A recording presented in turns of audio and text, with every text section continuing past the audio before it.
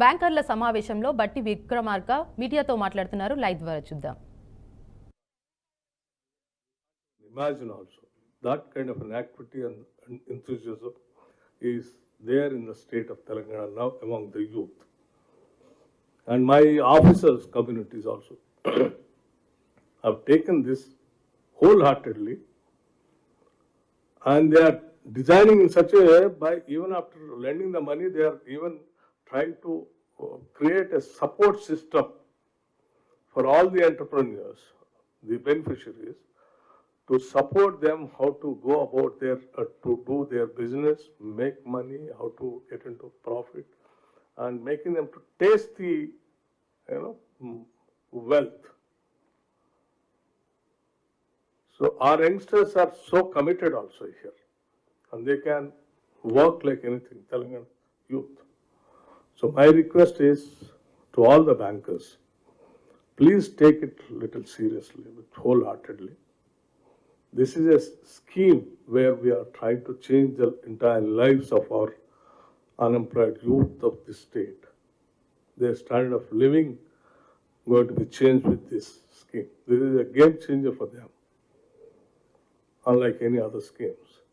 So my Chief Minister, my cabinet, my entire state administrative mechanism is behind this Rajiv Yuva Vikasam scheme.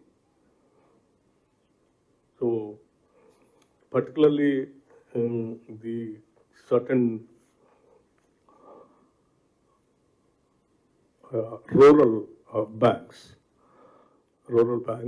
also have to take it little seriously, because you might be having a number of branches in the rural areas. Wherever if you have any problem like, finding a difficulty in extending or lending money, please let us know. We will try to accommodate some of the bank there by speaking to convener SLBC, requesting him to give that particular area to some other bank where the commercial bank is there, so that they can also jump into the action and try to do it.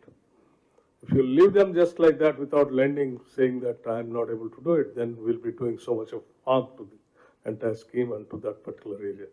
So I request you people to please bring it to our notice. And periodically, I can assure you one thing. The way the self-help groups in the state has become successful, I know it has become successful. It is because that it has lots of support system behind that, right from CEO onwards to the down below, Grama Deepika, because they are continuous, support system, training them, book maintenance, all that support system only they have become successful, and they are able to pay back. Even for this scheme also, we are trying to take their help. Even after lending money, we have tried identified number of institutions where we are planning to train them how to do the business, how to maintain the book, where all that you can do it, where all that you can sell your product. All that also we are already designed. So rest assured, and you can take it for granted, this scheme and your NPA will be very, very, very minimal. So I request, as our NABARD friend Uday Bhaskar ji, CGM, has suggested us to have a district level meetings also. Yes, we already instructed our officers to convey the message to all the district collectors to conduct district level meetings also to convey the message. So please, and we'll definitely will have one more round of SLBC meeting in the next month after the sanctions starts and all that. Some doubts you all expressed, like the money sanctioned by the government will come to us, or it will go to the agency which is supplying the machinery, or the money it comes to the bank and subsidy amount, your loan amount, subsidy amount put together at a time you give the sanction. These kinds of things I'll ask my we have constituted a committee of senior officers. They have noted down all your points. They'll sit and design, they'll get back to you. We will communicate it. We'll definitely take all your suggestions and issues which are raised by you. So my only request is, as I assured you also earlier, in one single stroke, I have given you 20,000 crores on the name of loan waiver, which has not happened anywhere in the country. Though it is not connected to that regular SLBC meeting only for the Rajiv. But I just want to bring to your notice. I read in the paper the loan amount that we have given it to you. Given an impression one-time settlement kind of a thing. No, that's not one-time settlement. I don't know where the mistake understanding of the has gone wrong. That loan waiver amount given by the state government to the banks, where all the farmers not pay. We have paid it. It is not one-time settlement. One-time settlement means it attracts many other things. So please make sure yourself it is not one-time settlement. Cleared them. We paid on behalf of the rest of the money. They have to pay, they'll pay. But don't give an impression one-time settlement by giving an impression one-time settlement wherever the account does that he'll get the fresh loan again. OTS. So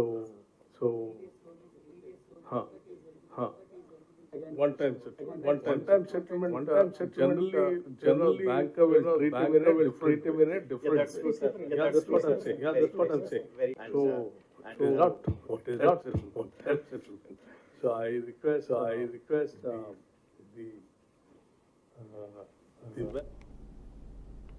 ఏపీలోని పలు ప్రాంతాల్లో ఉరుములు పిడుగులతో కూడిన వర్షం కురుస్తోంది.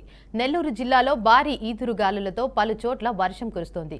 కందుకూరు మండలంలో ఉరుములు మెరుపులతో వర్షం పడుతోంది. బోగోలు, కావలి, అల్లూరులో మబ్బులు కుమ్ముకున్నాయి.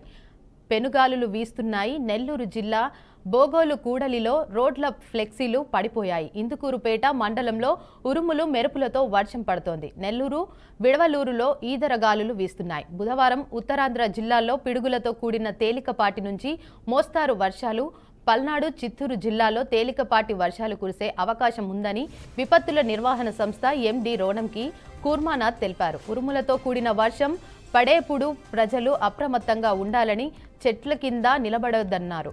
రైతులు వ్యవసాయ పనుల్లో తగిన జాగ్రత్తలు తీసుకోవాలని సూచించారు.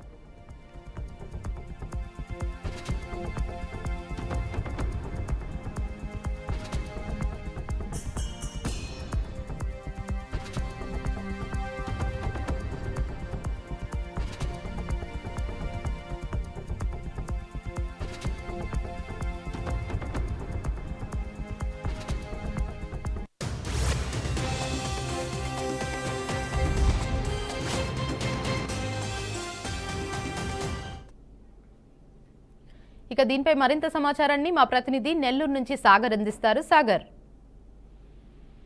గత 2 రోజులుగా ఏపీ వ్యాప్తంగా అంటే ఆంధ్రప్రదేశ్ లోని పలు చోట్ల ఒక తేలికపాటి వర్షాలతో పాటు అక్కడక్కడ కూడా చెదురుముదురు వర్షాలు అయితే పడుతూ ఉన్నాయి. కానీ ఈ రోజు తెల్లవారుజాము నుంచే దట్టమైన మేఘాలు ఉమ్మడి నెల్లూరు జిల్లాతో పాటు ఇటు తిరుపతి, చిత్తూరు జిల్లాలో కూడా విపరీతమైన గాలులతో పాటు అక్కడక్కడ కొన్ని చోట్ల వర్షాలు కూడా పడిన పరిస్థితి ఉంది. మొత్తం మీద ఒకవైపు ఎండలకి అల్లాడిపోతున్న ప్రజలకు ఇది కొంత ఉపశమనంగానే చెప్పుకోవచ్చు. కానీ రైతుల పాలిట ఇది ఒక శాపంగా మారింది. ఎందుకంటే ఇప్పటికే చాలా చోట్ల ఆ పంట కోతల దశలో ఉంది. కొంత వరి లాంటి ధాన్యాలు కూడా ఆరబోసిన పరిస్థితి. ఇలాగే ముఖ్యంగా చూసుకుంటే మామిడి, ఈ దేశంలో హార్టికల్చర్ పంటలు, మామిడి, బొప్పాయి తదితర పంటలన్నీ కూడా చేతికొచ్చే దశలో ఉన్నాయి. అనేక చోట్ల కూడా అరటి తోటలు, ముఖ్యంగా హార్టికల్చర్ లో అరటి తోటలు ఒక్కసారి గీచిన వీధులు గాలు సుమారుగా 200 నుంచి 300 ఎకరాల మేర పైనే అరటి తోటలని నేలమట్టమైన పరిస్థితి ఉంది. విపరీతమైన ఈదురు గాలులతో పాటు కొన్ని చోట్ల వర్షాలు కూడడంతో రైతులకైతే అపార నష్టం అయితే కలిగిందని చెప్పవచ్చు. ముఖ్యంగా ఎండాకాలం ఇటువంటి సమయాల్లో ఇలాంటి వాతావరణం, విభిన్న వాతావరణం అంటే ఒకవైపు తీవ్రమైన ఎండ, వేడిమి, ఉక్కపోతలతో పాటు మరోవైపు వర్షాలు కూడా కురవడంతో ఒకవైపు రైతులైతే ఇబ్బంది పడిన పరిస్థితుల్లోనే. ముఖ్యంగా చూసుకుంటే విశాఖపట్నం నుంచి వాతావరణానికి సంబంధించిన ఏదైతే ఉందో శాఖ కూడా కొన్ని డీటెయిల్స్ గా చెప్పడం జరిగింది. ముఖ్యంగా ఈ ఐఎండి అంటే భారత వాతావరణ విభాగం ఐఎండికి సంబంధించిన ఒక నివేదిక కూడా విడుదల చేయడం జరిగింది. ఈ సంవత్సరం ఈ ఏడాది నైరుతి ఋతుపవనాలు కాస్త ముందుగానే జూన్, సెప్టెంబర్ మధ్యలో వస్తాయని, ఇది సాధారణ వర్షపాతం కన్నా కాస్త ఎక్కువగా వర్షాలు వచ్చే అవకాశం ఉంది, తెలుగు రాష్ట్రాల్లో మంచి వానలు పడే అవకాశం ఉంది కూడా ఐఎండి ఈ రోజు ఉదయమే ఒక ప్రకటన అయితే విడుదల చేయడం జరిగింది. దీనికి సంబంధించి ముఖ్యంగా 1971 నుంచి 2021 మధ్య ఉన్న గణాంకాల ఆధారంగా చూస్తే దేశవ్యాప్తంగా దీర్ఘకాలంలో సగటు 87 సెంటీమీటర్ల వర్షం కురుస్తూ వస్తుందని, ఇప్పుడు అందులో 105% దాకా వర్షం, సుమారుగా ఒక 13 నుంచి ఒక 15% మేర వర్షాలు అధికంగా పడవచ్చు అని కూడా ఐఎండి ఒక నివేదికలు అయితే చెప్పడం జరిగింది. దీనికి తోడు ఈ రోజు మొత్తం మీద ఈ వీచిన ఈదురుగాళ్లకు అలాగే కురిసిన వర్షం అయితే కొంచెం తక్కువగా చెదురుమదురు వర్షాలు అయితే పడ్డాయి, కానీ విపరీతమైన గాలులు అలాగే పిడుగులు కూడా కొన్ని చోట్ల పిడుగులు పడిన పరిస్థితి కూడా ఉంది. ఈ పిడుగులు పడిన పరిస్థితికి ఇప్పటి వరకు అయితే మనకి పూర్తిగా సమాచారం అయితే అందలేదు. ఏమి ఎక్కడైనా ప్రాణ నష్టం కానీ ఆస్తి నష్టం కానీ జరిగినట్టయితే తెలియరావట్లేదు. కానీ మొత్తం మీద చూసుకుంటే కొంతమేర పంట నష్టం అయితే జరిగింది. వాటిలో ముఖ్యంగా ఇటు అరటి తోటలు కావచ్చు, మామిడి తోటలు, ముఖ్యంగా మామిడికాయలన్నీ కూడా ఈ ఈదురుగాలకు చాలా చోట్ల మామిడి పంట చాలా దెబ్బతినింది. మామిడికాయలన్నీ కూడా రాలిపోయిన పరిస్థితి ఉంది.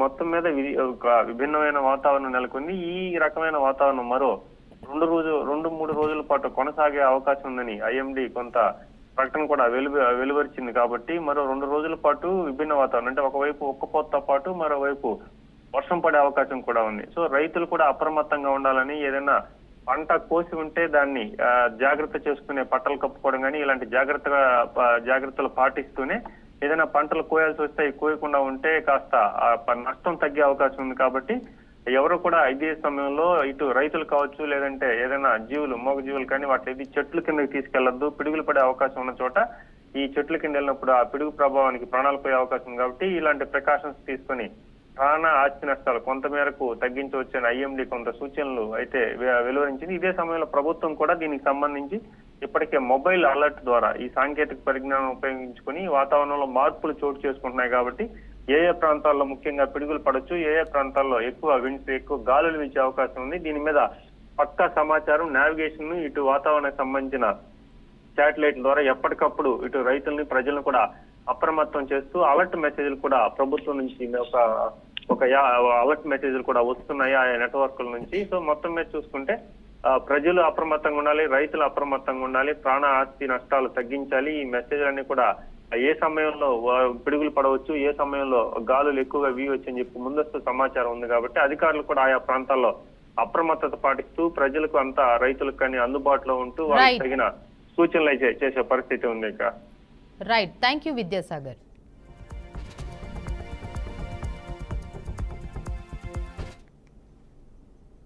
ఆంధ్రప్రదేశ్ రాష్ట్ర పర్యటనకు వచ్చిన 16వ ఆర్థిక సంఘం అధికారులకు సచివాలయంలో సీఎం చంద్రబాబు స్వయంగా స్వాగతం పలికారు.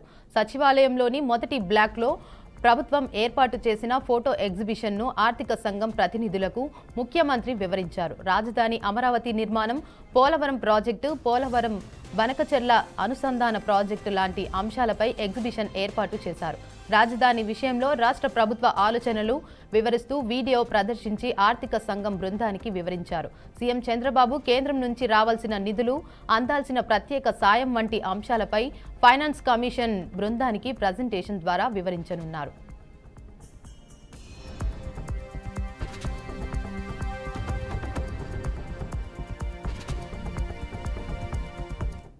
ఇక దీనిపై మరింత సమాచారాన్ని మా ప్రతినిధి సాంబశివరావు అందిస్తారు. సాంబశివరావు, మొత్తంగా చూసుకోవచ్చు, సీఎం చంద్రబాబు సమావేశం అయ్యారు. అధికారులు ఉన్నటువంటి అధికారులతో కూడా సమావేశం కావడం జరిగింది. ముఖ్యంగా చంద్రబాబు ఈ రోజు సమావేశంలో కీలక నిర్ణయాలు అయితే తీసుకునే అవకాశం అయితే సీఎం చంద్రబాబు 16 ఆర్థిక బృందాలతో కూడా భేటీ అయ్యారు. అయితే అందులో మంత్రులు కూడా పాల్గొన్నారు. సమావేశంలో లోకేష్, అదేవిధంగా పవన్ కళ్యాణ్, పయ్యావుల కేశవ్ కూడా ఈ సమావేశంలో పాల్గొన్నారు. నారాయణ కథలు దుర్గేష్, సిఎస్ తో విజయానంద్ కూడా ఈ యొక్క ఆ సమావేశంలో పాల్గొన్నారు. ఆర్థిక స్థితి, రెవెన్యూలో లోటు, కొత్త పాలసీల విధానాలపై కూడా పూర్తి స్థాయిలో ఈ యొక్క సమావేశం అయితే కొనసాగుతుందని చెప్పుకోవచ్చు. అభివృద్ధిపై CM Chandrababu power point presentation కూడా నిర్వహించారు. రాష్ట్రంలో భవిష్యత్తులో పలు ప్రాజెక్టుల అంశాలపై ఎగ్జిబిషన్ కూడా ఏర్పాటు చేయడం జరిగింది. అయితే ఈ ప్రాజెక్టులకు సంబంధించి పూర్తి స్థాయిలో కూడా వీటిని వివరించడం జరిగింది. అయితే ఈ 16వ ఆర్థిక బృందం భేటీలో పూర్తి స్థాయిలో కూడా ప్రస్తుతం రాష్ట్రంలో డెవలప్మెంట్ ఎలా ఉండాలి, అదేవిధంగా ఇప్పుడు ప్రస్తుతం ఉన్నటువంటి ఏపీని ఎట్లా తీర్చిదిద్దాలి,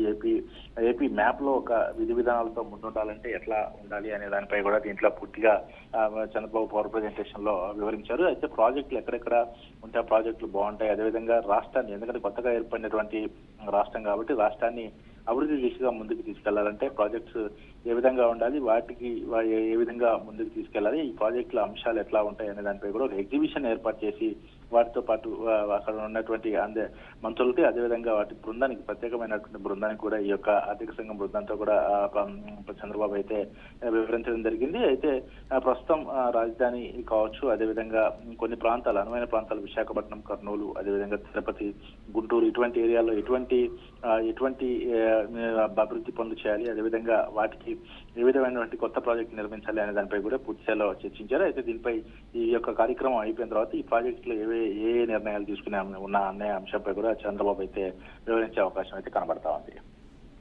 రైట్, థ్యాంక్ యూ సాంబశివరావు.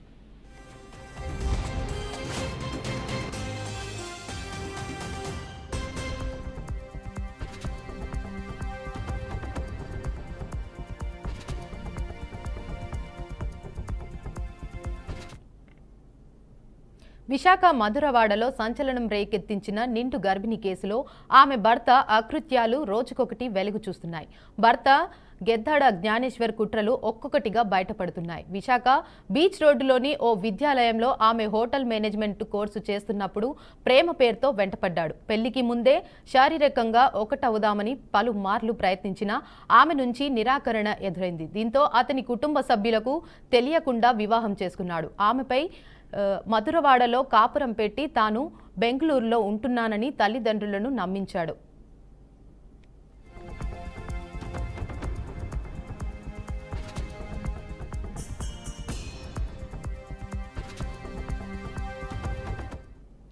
అయితే పెళ్లైన నాటి నుంచి ఆమెను ఎలాగోలా వదిలించుకోవాలని అవకాశం చిక్కినప్పుడల్లా ప్రయత్నాలు చేశాడు భర్త జ్ఞానేశ్వర్. విడాకులు తీసుకుందామని ఒత్తిడికి సైతం గురిచేశాడు. వివాహమై 2 ఏళ్లు గడిచినా ఇంట్లో 2 మంచాలు, వంట సామాగ్రి తప్ప మరే సౌకర్యాలు కల్పించకుండా కాలం గడిపారు.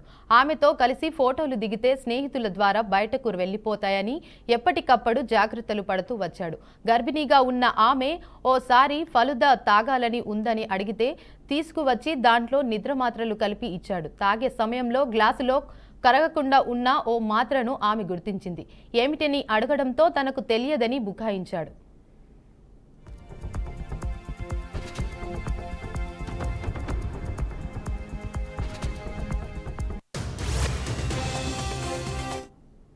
ఆదివారం అర్ధరాత్రి దాటిన తర్వాత భార్యను హత్య చేశాక జ్ఞానేశ్వర్ పెద్ద నాటకానికి తెరతీశాడు. తన భార్య లేవడం లేదని అందరినీ కంగారు పెట్టి స్థానికుల సాయంతో ముందుగా ఓ ప్రైవేట్ ఆసుపత్రికి ఆమెను తీసుకువెళ్లాడు.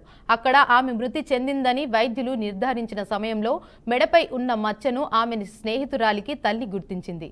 ఆమె శరీరం నల్లగా ఉబ్బిపోవడం చూసి అనుమానం వ్యక్తం చేసింది. దీంతో అక్కడి నుంచి కేజీహెచ్కు తరలించి విషయం పోలీసులకు తెలియజేయడంతో వాస్తవాలు బయటపడ్డాయి.